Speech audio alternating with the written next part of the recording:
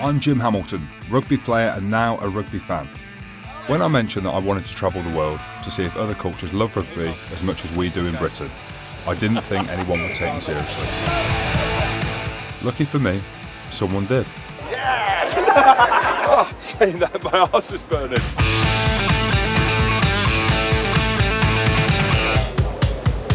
Sweet Mary.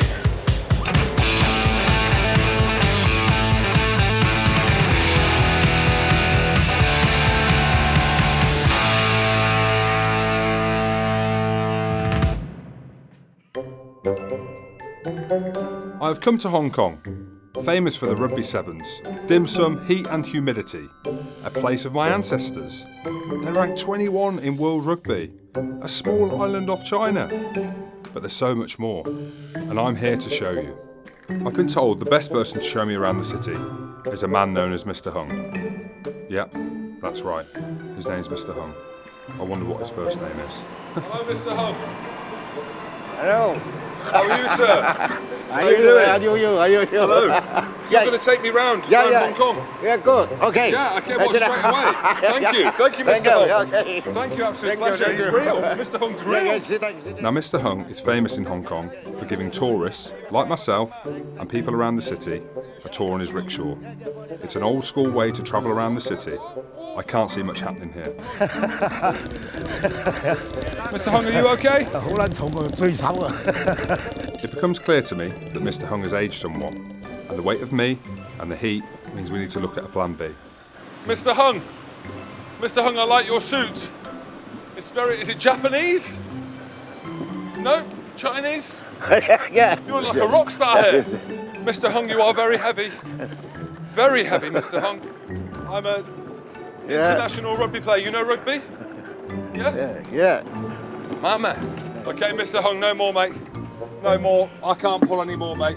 Okay. I can't pull any more. You can't pull any more. Should we go and get the bus? Thank you. Okay, let's go. The tour on the city bus seems a much better option.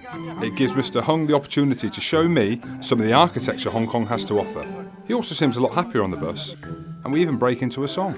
Yogis into whips and chains, kinky, kinky. Yogis into whips and chains, kinky, kinky. So it's not quite what I expected. A tour of the city on a rickshaw, pulled around by Mr. Hung. It just didn't happen. My back's going to be fucked if we keep doing this, mate. It's time to go and find another person who knows Hong Kong like the back of his hand. He is known as Mr. Rugby of Hong Kong. It's my old friend, it's Jed. Jed! How you doing? Big Jim. How you doing? Very well. Good to see you. Well. Look what the cat has dragged in. I know. Mate, I'm home. Don't let anybody in this place. Mate, what's happening? Tell you what's happening, I'm sweating to bits, that's what's Mate, happening. you are, mate, you're looking strong. Yeah, I'm feeling athletic. Mate, this is apparently the place to go for some wonderful walks. Just what you like.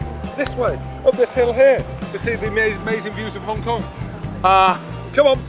Can't we just get a postcard, mate? Yeah, let's go. I know where they have some really good postcards.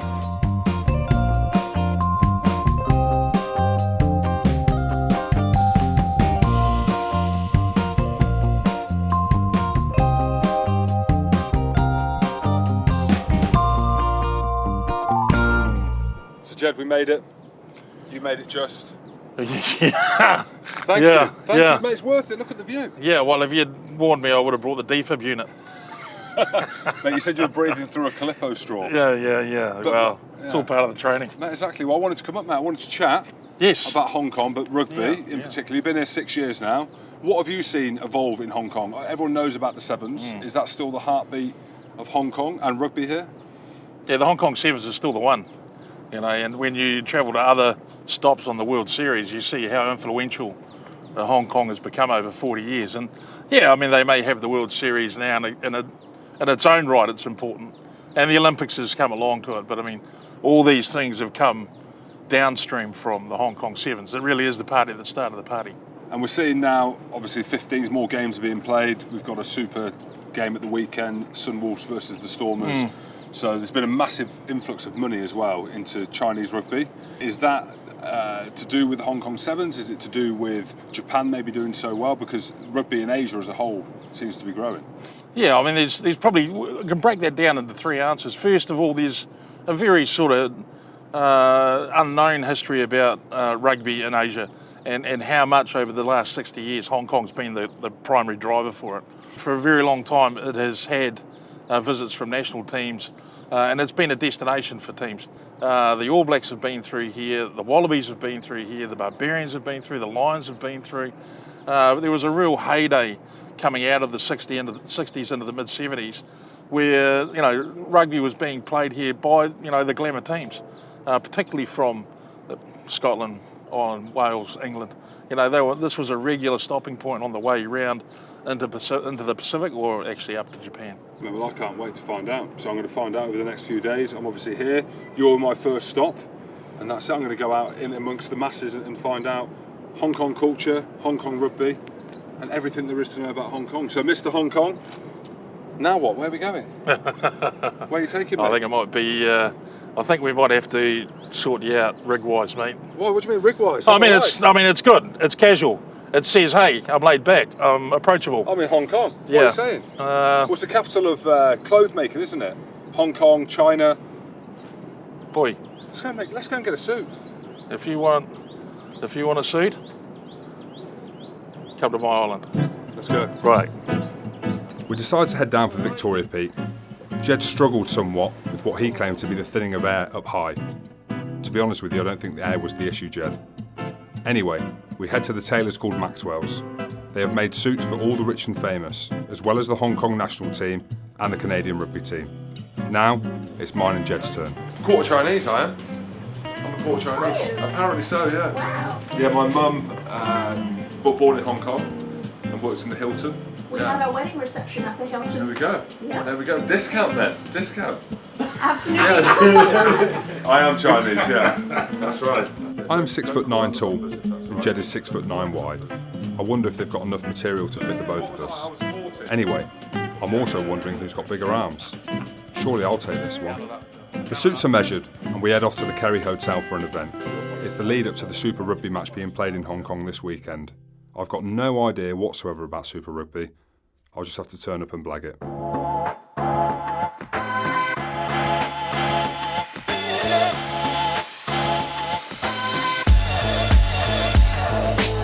It's the first night in Hong Kong. I've been invited to a live podcast. A live podcast? We invented the live podcast, but I'm here. I'm in Hong Kong. We're in the dockyard next to the Kerry Hotel. I might be slightly overdressed. I'm seeing people wear flip-flops and shorts. I look like I've been to a funeral. It's a showbiz world. Let's see how it goes. Cheers. We spoke about my Scotland career. 63 caps sounds great, eh? 63 caps for an international country sounds amazing. Not when you lose 55 of them, it isn't. No, it isn't. So we've been doing this Rugby Explorer programme. Today was the first day's filming. We've been up to Victoria Peak. It was hard. It was hard going. Yes, James, it was hard going. Yeah. For a great big fat prick like me. Hence why I was worried tonight. I was like, I'm not too sure whether Jed's going to make it, so I put my funeral gear on just in case the funeral was tonight. Well, I played in Hong Kong. I played in 2013, played for the Barbarians against the Lions. Should have been playing for the Lions, but I don't know what happened. So they thought I was more suited to the Barbars. My whole life, I've been told I'm a quarter Chinese by my mum, who's apparently half Chinese. We had a little Chinese lady in our house a lot of the time who was apparently my nan. So now I'm out. Now I'm retired a year. I've come to find the truth. Okay, I've come to see if it's actually really true that I'm a quarter Chinese. I chop a pint as is tradition at these kind of events. Jed did a great job in hosting it and got the best out of myself, Robbie Fleck and Peter Grant. So I was at the live show last night and I was told there's a great run over the water. So we're going to go on the Star Ferry, we're going to head over, and in good Rugby Explorer tradition, we're going to go for a run. It's about 100 degrees Celsius. It's even hotter than, I think, than 2013, where I played for the Barbarians against the Lions. Had an absolute blinder. No, I didn't. We're going to go for a run.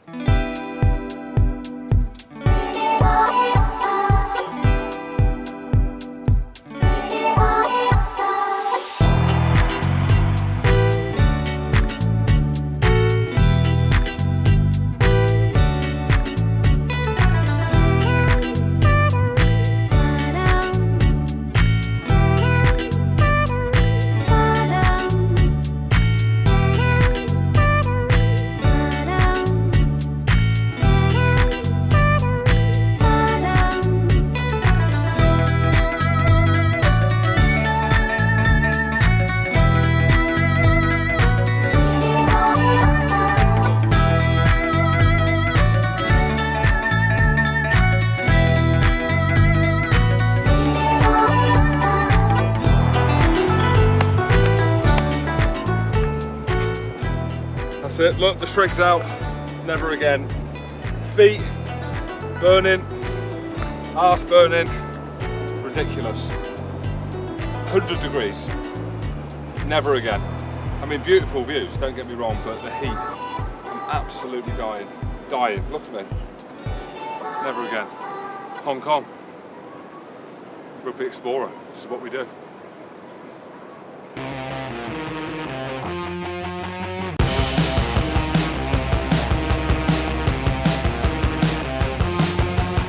After my run around the city, things got more serious.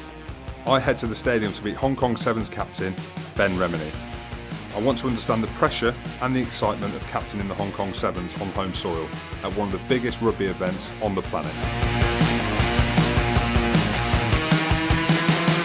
Well, Ben, this is nice. The Hong Kong Stadium, I can see the south stand, it's empty. Yeah. It's slightly different to how it looked before. You're the Sevens captain, right? Big deal? Well, it depends how you want to look at it. Just part of the team. And how is it so we can hear you actually a Kiwi? Does that added pressure that you're expected to be a really good rugby player because you're from New Zealand or not? Oh, I don't know. I don't think I come with that reputation, so that's all right. Just talk to me about what it's like when you're waiting in the tunnel, when you're waiting to run out there for the first game. Yeah, you're standing there, you hear the crowd cheering, booing if French are on, cheering if tries are scored, and then you do start to get a little bit of a buzz, but you're kind of going through things in your head. Big thing is you can't get too pumped up in the tunnel.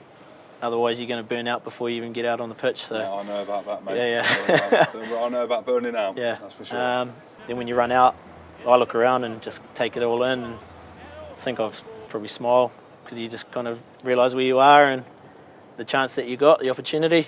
I want to chat a little bit about 15s because we've seen in Asia the growth of 15s has been massive. But in terms of Hong Kong and the 15s, you actually play for the 15s. It's quite rare for the Sevens players to also play 15s. You play for the 15s. Yep. You're in and amongst that, and Hong Kong rugby has got huge ambitions, haven't they? Yeah. This year is a good opportunity for the squad to qualify for the World Cup in Japan. We got to get rid of the ARC against Malaysia and Korea first, and then the winner of that goes on to the Cook Islands. If you win that, you're in the repechage against 3 other teams, so 4 teams total. Yeah. You win that, you're at the World Cup. First game against the All Blacks. Easy then. Yeah. Wouldn't be not too difficult. So we're sat here now overlooking the Hong Kong pitch. Yep. And we're thinking that Hong Kong can maybe go on to win the World Cup. Yeah, potentially, yeah. We're reminiscing. Get rid of New Zealand, then after that, take care of South Africa. Exactly. You might meet Scotland in the final. Yeah, potentially. No chance you'll win that. Mum will be proud of that one, if that managed to happen. So. Scottish as well? She is. Mate, everyone's got a bit of Scottish in them, they have. Yeah. And Chinese. But yeah, thanks very much for that, mate. Cheers. No worries. So after speaking to Ben Remini about the Sevens, it whet my appetite for the game again. So I decide to head down to the Hong Kong national team's training session to see if I've still got what it takes after a year out of the game. The man in the middle of all this, and hoping to coach the national team into the 2019 World Cup, is fellow plastic Scotsman Andy Hall. He hates me.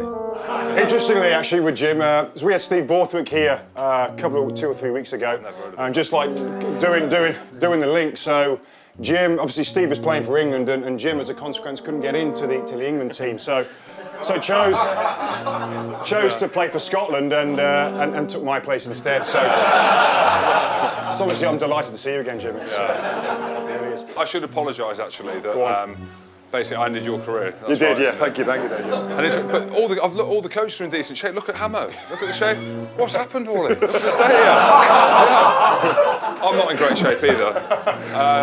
Yeah, your winning ratio wasn't as good as mine, so. No. Were you 1 from 1? 1 for 1. Okay. Who did you play? What's that? Who were you playing? America away, but okay. On the bench. Don't get bogged down in the details. I'm actually a bit nervous. It's a proper serious session, this. Joking aside, this Hong Kong team mean business. You can see how professional the setup is. They are surrounded by great people and great coaches, and you can see what wearing the Hong Kong badge means to them. It clearly represents something big in this part of the world.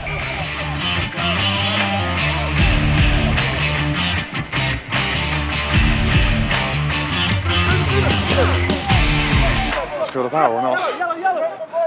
You look real good on TV, yeah? Edit, please. I feel sick. It's the heat, I think I'm ill. Fred, I think I've eaten something. I've eaten something dodgy. Feel so sick. Fuck. I was dying. I mean, he's strong as an ox, he is. How's that for positioning? You low enough there? No, never low enough. Always too high. Still got it? No. Look at these boys doing full-on smash. Imagine this. That noise of hitting the bag just doesn't do it for me anymore. Look, this is it. Look, if you look at this here, look, I'll kill someone. Yeah. Yeah. I would have killed him. I would have absolutely killed that bloke. Right, I'm done. After being punished at training last night for stealing all of Andy Hall's caps, I decided to take it easy the next day. I head to an island I've heard of but never been to before. It's meant to be amazing. It's called Cheung. I've been told the island is one of the hidden treasures in Hong Kong, and I was keen to go and explore it.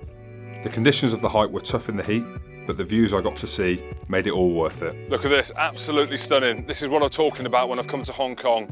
Sensational views, well worth the walk, absolutely amazing. I'm blown away. After a seafood lunch, I met up with Phoebe and the Rugby Spirit team. We headed to a local school and got to see once again how the Rugby Spirit programme inspires young children and their families all over Hong Kong.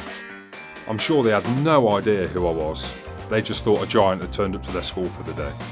The Rugby Spirit programme combines teaching local primary school students the basics of touch rugby with promotion of rugby key values such as determination, respect, responsibility, national identity, commitment, honesty and teamwork. Do you know basketball? LeBron James? The same. Oh, I missed it. Nearly dislocated my shoulder. Should do one again. After having one of my favourite days so far in Hong Kong and seeing all the smiles on all the children's faces, it was time to head to Temple Street, aka the dark side. Is he in there? No, who is that? Are you in here? No. I'm on the hunt to find another local point of contact, a man that goes by the name of Mr. Nam. Do they not have first names here in Hong Kong? Sleeping. Is he alive? I think he's dead. So we've come down to Mongkok, we've come to find this man, Mr. Nam. Or Mr. Bread. Nam Bread. We can't find him, the locals don't know who he is. Have you seen this man, Mr. Nam? No, see, no idea who he is. We'll find him. We'll hunt him down and we'll find him. Yeah. You see him? I don't know English. You don't know? That's good English. Has anyone seen Mr. Nam? Mr. Nam? You know Mr. Nam.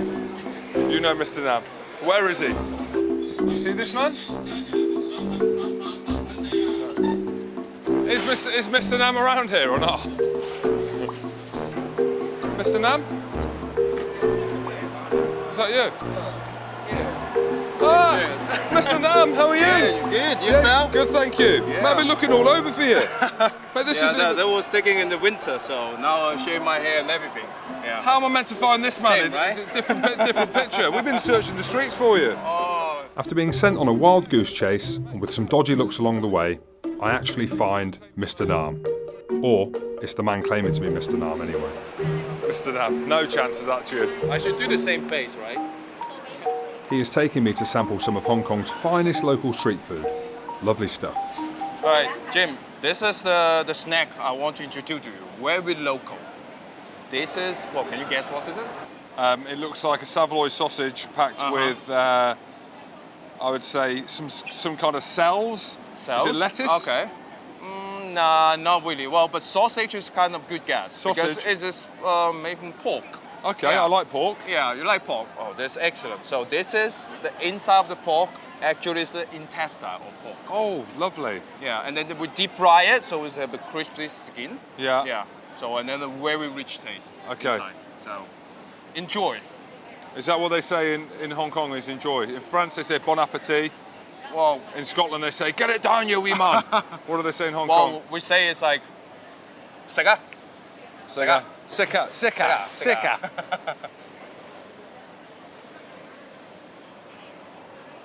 Good. Mum.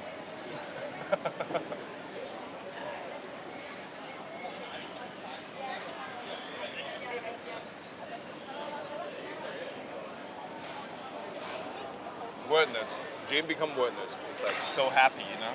Oh, God. Genuinely, that's very salty. Yeah. Do you want to finish them other 4? Well, maybe next time. I will fight through after dinner. Okay, so that's fine. all for you. Yeah, we'll maybe give it to some of the producers, yeah, just to taste. I think Fred, so. here you go. So. Just try one bit, please. Try one bit. Add one bit. Please. Go on. Smell. Yeah, I know the smell. Okay. No, don't. Fred, finish it! Yeah, I'm sweating. Mr. Nam, I didn't like that, I'll be honest. Very strong taste. It is. It is. After a delicious starter, it was on to main course. Snake soup. Yeah, that's right. Snake soup. Well, I need to teach you that. This is caution, poison snake inside. Is there a snake in there? Snake, yeah. 全部有寫啦啲 He will show you. He will show you. Whoa. So with the snake, how do they kill the snake? Well, they first of all they have to like cut it and then all the blood come out, and then like they peel the skin. Yeah. Yeah. So and then they scratch the meat. Okay, lovely. Yeah, I mean, sounds delicious. Okay. 細杯先，都係細杯。Yeah. So this is the snake show. Here they give you a shot. Yeah. Okay, yeah. Okay. Jesus Christ.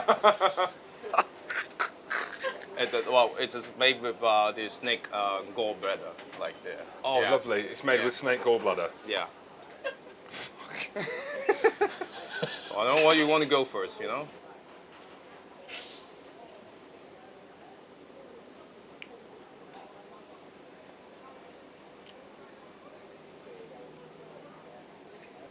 Tastes quite chickeny.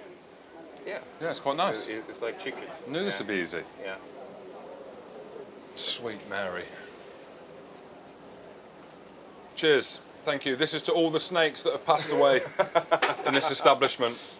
Mr. Nam, thank you very much. No worry. My honor.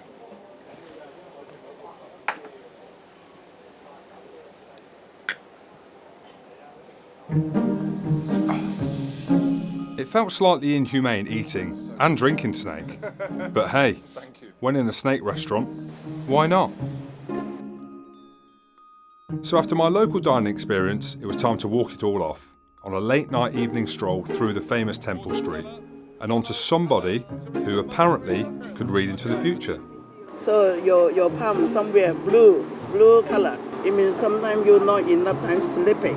You need regular time, don't be later than 11 I know, o'clock. well, we're filming a documentary, so that'll be why, I think. Yeah. And then you take eyebrow. It means you are very kind to everyone who around you. Yeah. You like keep promise. That is true.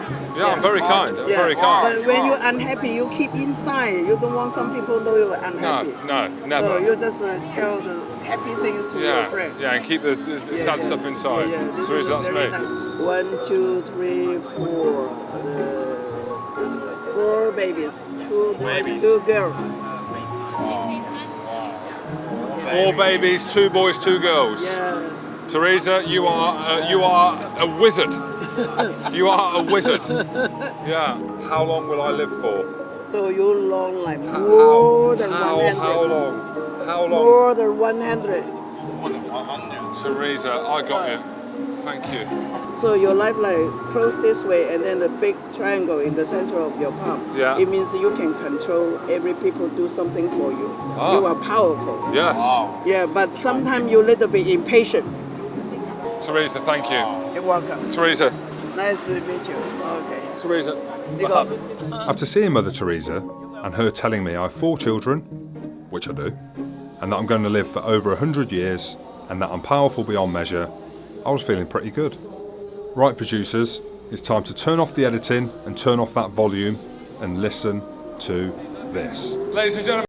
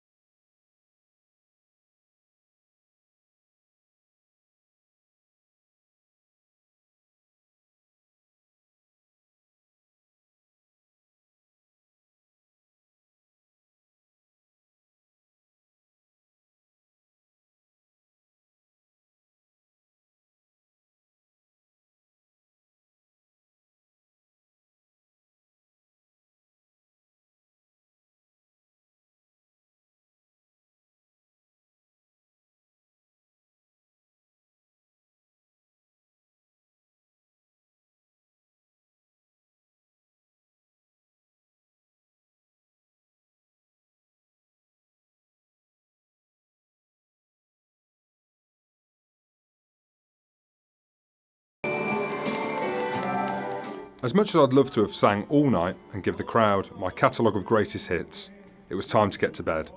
Tomorrow was going to be a big day. After a great night, trying some new things, and meeting a new friend in Mr. Nam, I was invited down to an all-girls dragon boat training session.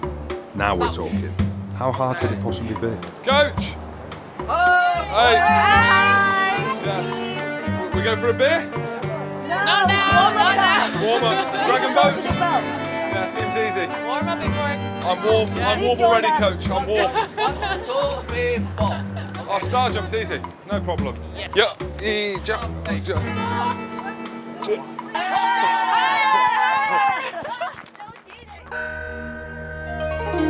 After a very brief warm-up, it was time to show these girls what I was really made of.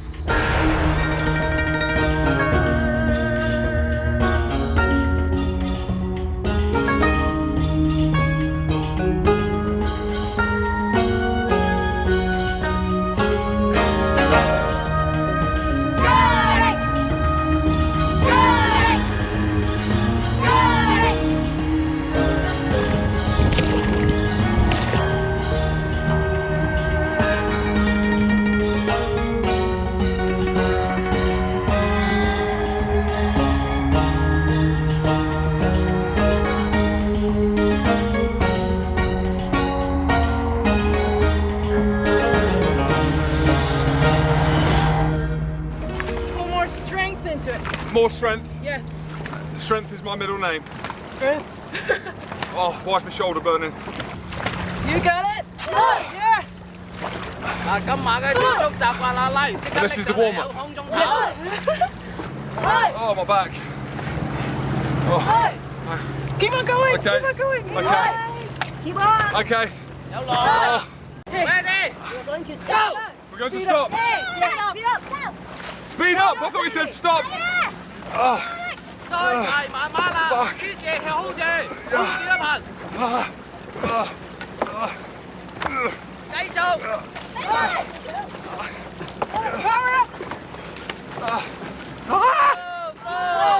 Stop, thank you.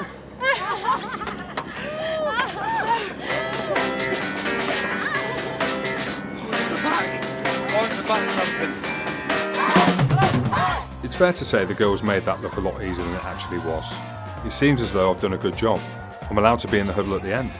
Oh, and I brought them a gift. They seem happy about them as well. Some RugbyPass.com caps.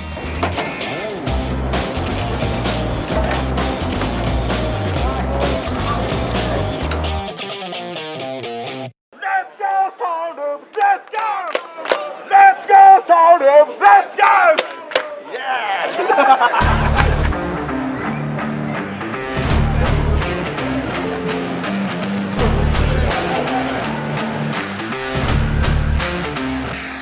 So I'm here outside Mongkok Stadium with RugbyPass.com. Of course I am. It's 525 degrees Celsius and we're here ahead of the Sunwolves and the Stormers match. First Super Game to be played on Hong Kong soil. We can't wait. We're going to get in amongst it. We're going to ask the crowds, see what they think about a Super Game being played here in Hong Kong. Let's go get them. Free beer? Yes. Free beer. What we do if you give it the person who gives out the best answer for RugbyPass.com gets a free beer. Where are you from? I'm from New Zealand. Right, okay, there you go. That's fine. Cheers, mate. So who are you supporting today? Stormers. Who are you supporting? Stormers. Sunwolves. So we've got one Stormers, one Sunwolves, yeah? Yeah?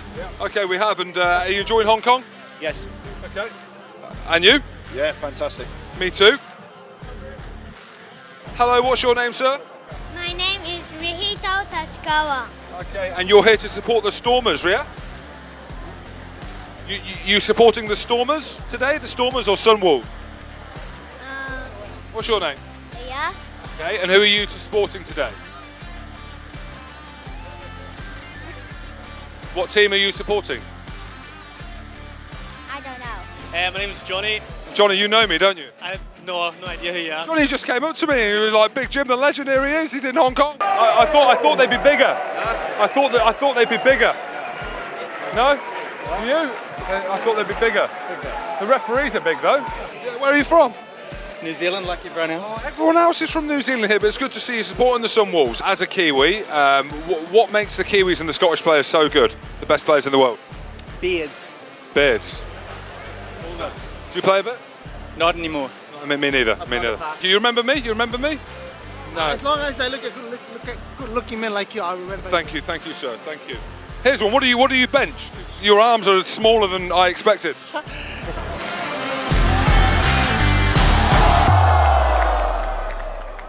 After chatting to what I thought was going to be some well-informed rugby fans, it was time to chat to someone who knows everything there is to know about Super Rugby. Thanks for joining us, Andy, on RugbyPass.com. It's great. We're watching the Sunwolves Stormers match in Hong Kong. First Super Games we played in Hong Kong.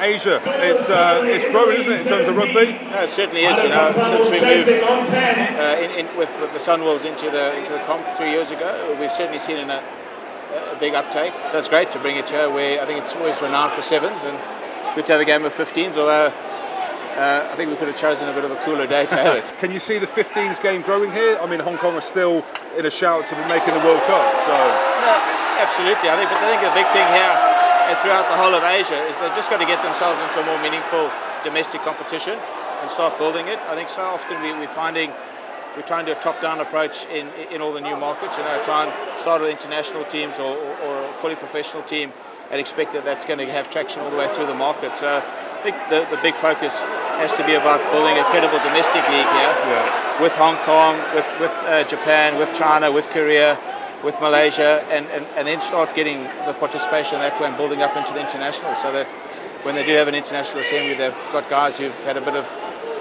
meaningful rugby at a domestic level. Just finally, we mentioned Hong Kong have obviously got a huge opportunity in the World Cup. I know there's a lot of rugby to be played between now and then for them to get there. My ambition would be to see Hong Kong make it. What's your ambition for Asian rugby and the participation in the teams and going forward? I think it's the ambition for them is to see them get much better and hell of a lot more competitive. You know, if you look down 10, 15 years from now, certainly with our concentration of clubs out in the southern hemisphere, it would be wonderful if we could in the future have the ability to have an expanded rugby championship and include teams like Hong Kong and Japan that could come in and be competitive and add value to their competition. But I think the most important thing for Hong Kong or this Asian region now, it's a big population. There's a lot of untapped value sitting in this market, but more importantly, there's a lot of really good players. There's a massive expat community, and I think it'll be a significant point of difference because you've played it for a long time. The uniqueness about this game, it's not necessarily what happens out on the field, it's the values that the game and the camaraderie around it. And I think pushing that into a very non-traditional Western culture can have a hell of a lot of value. Yeah, definitely, I hope so. Well, we'll get on with the game. Andy, thanks very much for that. Cheers, I appreciate your time. Thank you.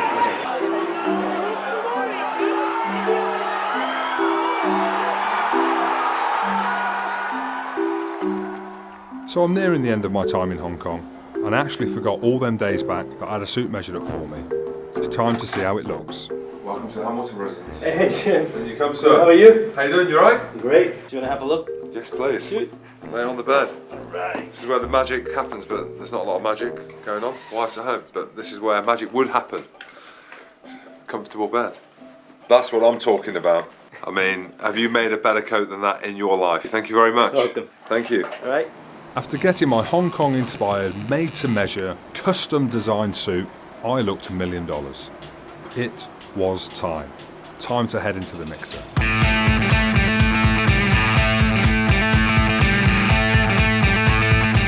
I turn up in style to meet the Typhoon rugby team, but I'm late. I down a pint, of course I do. Easy. But then, the night changes. I have to drink a shot of tequila out of a belly button of a man with a similar physique to that of my good friend, Andy Good. A group of the Typhoon lads then whisper to me, Hong Kong has you now. What does that actually mean?